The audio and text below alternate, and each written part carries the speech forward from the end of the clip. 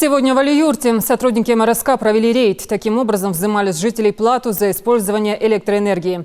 Есть и должники со стажем, те, кому придется раскошелиться на несколько тысяч рублей. Или в противном случае вступить в судебные тяжбы. Напомним, что рассчитаться за коммунальные услуги можно на почте или через электронную систему. Все подробности у Румины Ахриевой. Рейдовые группы с переносными кассовыми аппаратами в Алиюрте обходят своих должников, выставляют им счета и объясняя, что платить нужно вовремя, а не дожидаться визита контролеров. Зашли нежданные гости и к Пятимат Угурчиевой, чей долг за электричество уже превысил 5000 рублей. Женщина оправдывается, что большую часть времени живет за пределами республики. И счета оплачивают ее сыновья, которые, видимо, и не досмотрели. Самый главный свет. Газ сохранить счастье. Но шихана оплатишь, что сылдикаться камадатер. Ваш дядь. Но далее андали докаха айндер ханс, но как это айта хочет татуир. Увидев коммунальщиков с кассовым аппаратом, некоторые жители Алиюрта сами выходили к ним навстречу с деньгами, даже не имея за собой серьезных долгов. Энергия исправная, вовремя оплачивает. Но бывает просрочки, месяц бывает, два бывает, ну без проблем, когда оплачивают. Потому что если сжигаем электроэнергию или потребляем, надо, значит, платить. Есть мнение, что на коммунальных платежах экономят в основном состоятельные люди, а работники ЖКХ обходят их дома стороной. Наша съемочная группа сама выбрала такой дом для проверки, и оказалось, что его жильцы не только не ходят в должниках, но и имеют на своем счету остаток. И за электроэнергию своевременно, и за газ своевременно.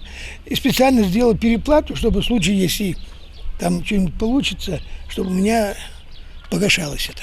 Нашлись в ходе рейда и такие дома, откуда никто не выходил на стук. Оно и не мудрено. Задолженность по этому адресу более 9000 рублей. А причину их неуплаты еще предстоит выяснить. Подобные рейды работники МРСК проводят регулярно. Таким образом, большая часть должников отлично знает о своей неуплате. И многие по мере возможности погашают долги.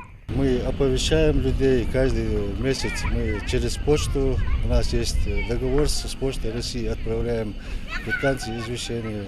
А так за каждым абонентом у нас закреплены, то есть за каждым работником закреплены у нас участки территориально, где они уезжают каждый день, развозят, раздают им извещения о задолженности, уведомления об ограничении.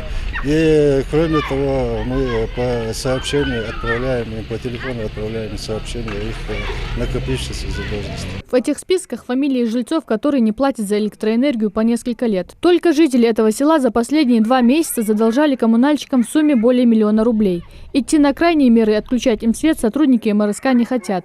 Поэтому пока просто напоминают, что долг платежом красен. С конца 2015 года функция гарант-поставщика электроэнергии по Ингушетии перешло к компании МРСК Северного Кавказа. И сейчас население наше будет оплачивать им. А долги перед Ингушэнерго они остались, их надо будет оплачивать, их никто не отменял. И хочется обратиться к населению с просьбой оплачивать своевременно долги, не накапливать их. Ну а те, кто еще не заплатил за свет, могут сделать это в центрах обслуживания клиентов МРСК, а также на почте или через электронную систему оплаты. Это так же легко и быстро, как и пополнить счет мобильного телефона. Румина Ахриева, Рамзан Миржоев, Новости 24.